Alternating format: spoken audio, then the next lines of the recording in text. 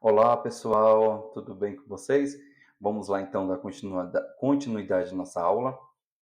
Então, na aula 3, né, parte 2. Agora nós vamos para a parte 3.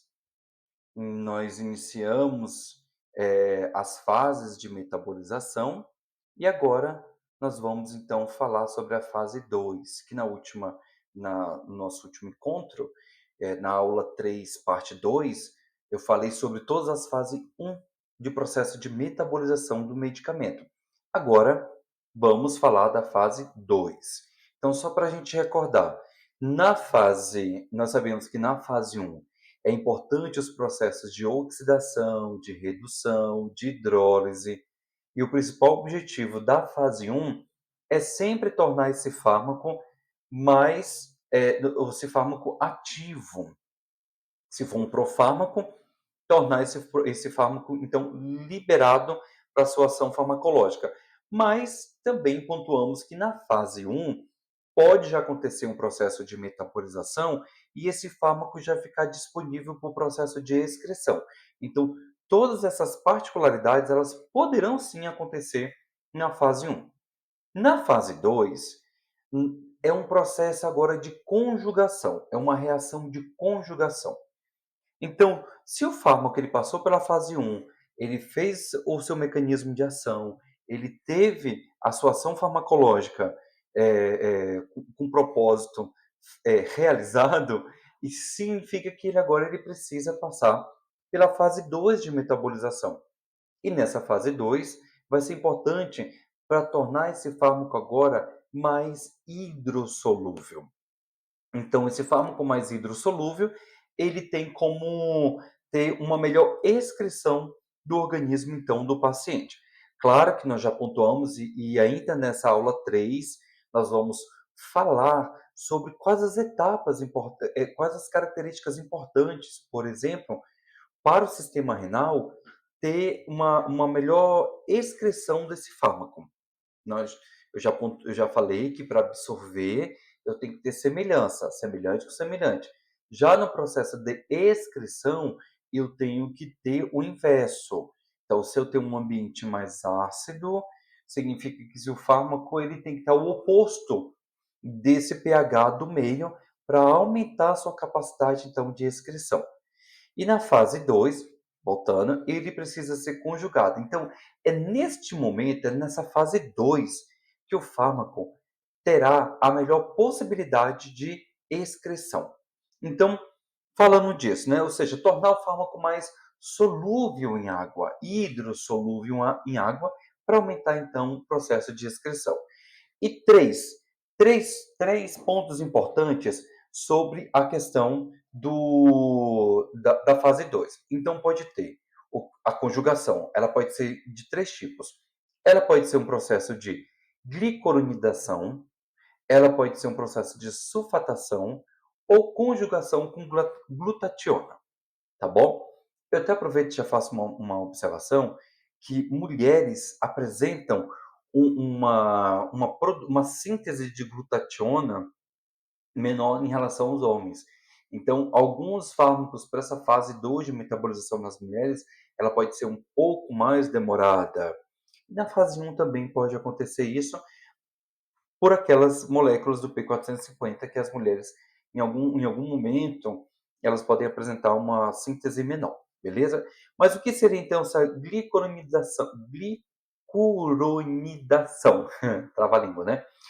Isso acontece por uma via que nós chamamos de via da UDP, glucuroniltransferase, que é a 3-UGT. Então, essa via, ela vai tornar o fármaco, ela recebe moléculas, então, de glucuronidação. Isso torna o fármaco, então, mais hidrossolúvel. Um exemplo é o paracetamol. Esse paracetamol ele pode ficar numa forma aí conjugada, que é denominada de paracetamol glucuronídeo, tá bom? Então, esse processo de ganho de moléculas com características de glucuronídeo, estou com trava-língua hoje, né? Torna esse fármaco, então, com a maior capacidade de ser hidrossolúvel. Ou seja, Depois que ele fizer a sua ação farmacológica dentro das características farmacodinâmicas, então ele será excretado. Sulfatação. Nesse caso, é a via das sulfotransferases. Então, exemplo, tem os estrogênios, tem o processo, os estrogênios vão passar por essa sulfatação, que torna, então, ele também mais hidrossolúvel. Eu falei que era três, na verdade, desculpa, gente, são quatro, tá? Tem a acetilação, que é a via da acetiltransferase 3-NAT. Também importante para processo de conjugação da medicação. E, claro, a conjugação com a glutationa.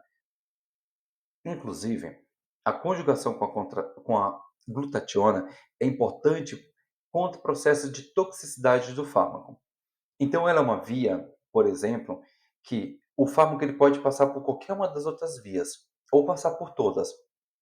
A via da glutationa, ela funciona como o último remate que pode acontecer. Ou ainda, aí tem uma outra situação, quando o fármaco ele apresenta características extremamente tóxicas, que é o caso do paracetamol, que a gente sabe que é hepatotóxico, lógico que tem que obedecer às concentrações adequadas de uso. Quando tem esse processo, quando existe um fármaco que é extremamente hepatotóxico, a glutationa ela tem um trabalho muito maior, ou seja, ela entra em hiperatividade para aumentar a conjugação desse composto e excretá-lo o mais rápido possível. Tudo bem? Então, essas são as quatro fases do processo de fase 2 de conjugação de medicamentos: a glicoronidação, sulfatação, acetilação e a conjugação com glutationa. Claro que a gente tem que pensar nas variações genéticas. Se existe polimorfismo para a síntese dessas moléculas, significa que eu tenho falha, o indivíduo vai apresentar falha lá na fase 2 de conjugação. Da mesma forma, se o paciente apresenta danos hepáticos, hepatite medicamentosa, né, ou fibrose, qualquer outro dano que venha acometer o sistema hepático, pode comprometer então a atividade de fase 2 do medicamento. É recomendado, por exemplo, que antes do início de qualquer tratamento em pacientes, principalmente pacientes mais críticos, que seja avaliado devidamente o perfil hepático desse paciente, né? Ou seja, lá olhar os marcadores hepáticos para ter certeza que não terá nenhum comprometimento na terapêutica desse paciente. Nesse esqueminha, a gente tem, então, um esquema fisiológico, tá bom? Da fase 2 da medicação. Então, nós temos aqui as fases importantes que acontece a sulfatação, aí tem um exemplo aqui da isoniazida, medicamento para tuberculose. Ela vai ter, então, ela precisa passar pelo processo de sulfanamidas. Então, ela vai ter essa conjugação para aumentar o processo de excreção. Vai ter conjugação com aminoácidos. Aminoácidos são importantes. É interessante isso porque o sistema renal ele não filtra, ele não faz filtração de proteína, mas ele faz filtração de aminoácido. Então, na fase 2, a conjugação, principalmente com a glutationa faz isso, ela faz conjugação com aminoácidos. Essa conjugação com aminoácidos aumenta a capacidade de excreção do fármaco. Porque os aminoácidos eles têm facilidade de excreção. E, obviamente, eu tenho outras moléculas que estão doando hidroxila no caso do sistema da fase 12 de metabolização. Então, no processo até mesmo da gliconidação, há doações de hidroxila, né, então o fármaco fica hidroxilado. A glutationa doa aminoácidos, aumenta ainda mais o processo de excreção do medicamento. Pode ter também, além da acetilação, pode ter a metilação, doação de moléculas de metila. Então, todas essas moléculas vão aumentando a capacidade desse fármaco, depois que ele já passou por todo o processo farmacodinâmico, aumentar a sua capacidade excretória, né? Ou seja, não ficar no organismo depois que já fez sua ação farmacológica, porque o fármaco já mudou suas características. Ele fez as ligações no receptor, na proteína, na enzima, então ele muda a sua conformação molecular, vai mudando. E, consequentemente, isso precisa ser excretado.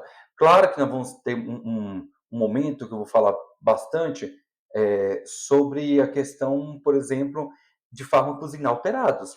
Então existe a possibilidade sim, de ter a liberação de compostos inalterados.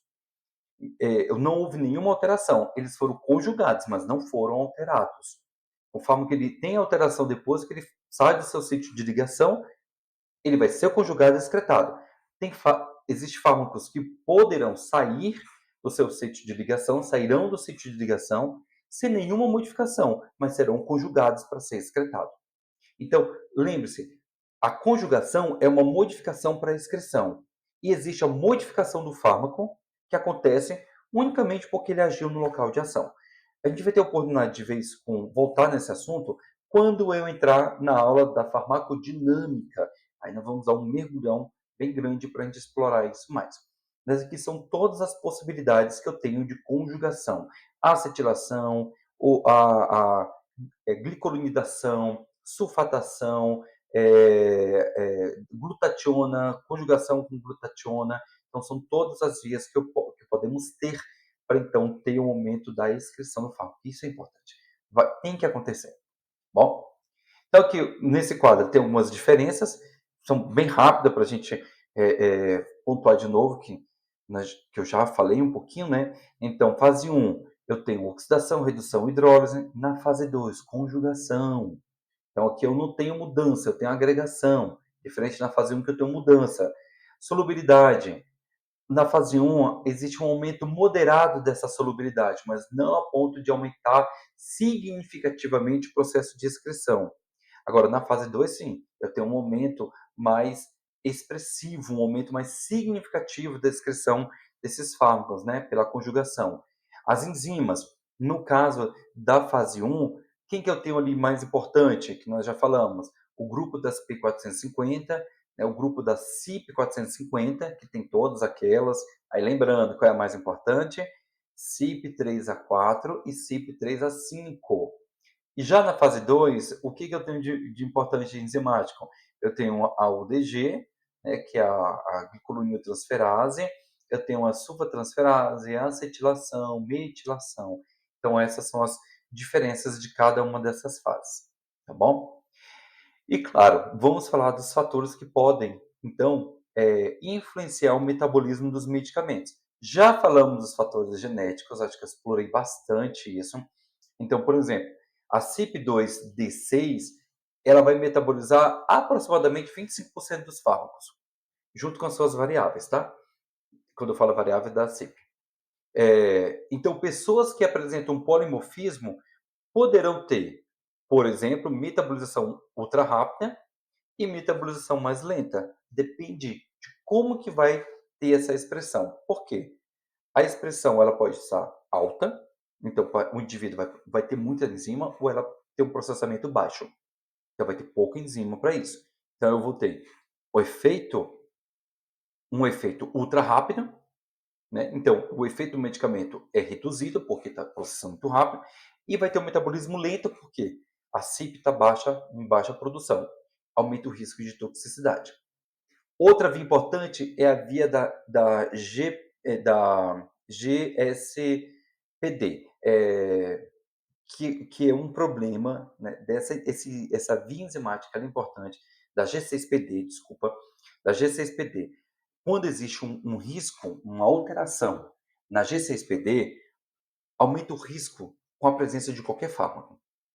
Né? De qualquer fármaco não, desculpa, de alguns fármacos, como por exemplo a primaquina. Ou também a presença de anti-inflamatório, a presença de alguns antibióticos. O que é essa G6PD? Gente, G6PD é uma via importante que ela é protetora, principalmente protetora nas hemácias.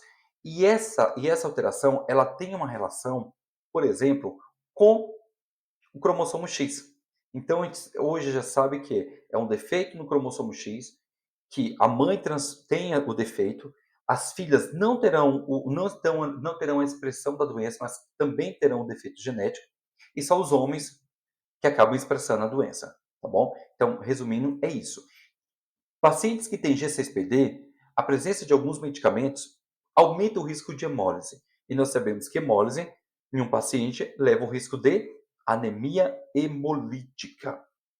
Isso é um fator importante que a gente precisa ficar muito, mas muito atento, né, com pacientes que apresentam isso. Tem paciente que vai descobrir, homens, né, que vão descobrir, principalmente na fase ali na adolescência, ainda nos primeiros anos de vida, descobre por conta do uso de medicamento e entra em processo hemolítico. Aí que vem o diagnóstico. Beleza, então esse primeiro fator, né, o fator genético, é importante a gente sempre pontuar que isso pode, obviamente, ser um ponto relevante na fase 2 de metabolização. Agora vamos lá. Fatores fisiológicos, como por exemplo, idade. Então a idade, crianças, os neonatos, gente, os neonatos, eh, eles apresentam uma certa imaturidade enzimática, que é o caso, por exemplo, da UGP, opa, hoje eu tô danado com esses trava-língua, né? Da glucuronil também, glutationa. Então, o neonato, ele apresenta uma imaturidade hepática que isso pode comprometer de forma significativa a metabolização de fase 2 de medicamentos, caso esse indivíduo, né, essa criança, precise, então, utilizar a medicação. Qual é o grande problema? Aumenta o risco de toxicidade, levando, inclusive, a casos mais graves de falência hepática também. Idoso, da mesma forma, idoso apresenta uma função hepática reduzida, característica aí do processo de senescência, ou até mesmo a presença de doenças que poderão acontecer ao longo da vida desse indivíduo idoso. E como eu havia comentado com vocês também a questão das mulheres. As mulheres apresentam uma atividade menor no grupo das P450, por exemplo, né, da CYP, principalmente da CYP3A4. E os fatores patológicos, como doença hepática, isso eu também já havia comentado, e casos de insuficiência renal também. Por quê, né? A insuficiência renal ela entra aqui como importante porque diminui o processo de excreção já do metabolismo de segunda fase desses medicamentos, tá bom? Então, doença hepática é importante isso ser levado em consideração, como eu havia comentado em outros momentos com vocês também. O que mais que pode influenciar? Os indutores enzimáticos, que são os medicamentos. Um pouquinho, qualquer coisa, vocês voltem um pouquinho à aula, que lá eu tenho um quadro que mostra quais os principais fármacos que são indutores, quem são os inibidores enzimáticos. Quando eu tenho um indutor, aumenta o metabolismo, então aumenta a excreção do medicamento, consequentemente, diminui a chance desse medicamento ter seu efeito farmacológico. E os inibidores, obviamente, vão reduzir o trabalho de P450 e, consequentemente, a metabolização do medicamento não acontece. Então, aumenta a chance de termos aí de termos efeitos mais tóxicos desses medicamentos. Tudo bem? Então, são os pontos relevantes que a gente precisa levar em consideração, ok? Então, aqui nós tivemos os fatores que influenciam o metabolismo, e na parte 4, então, da aula 3, nós vamos falar já entrar sobre eliminação dos medicamentos. Combinado? Já já que a gente volta.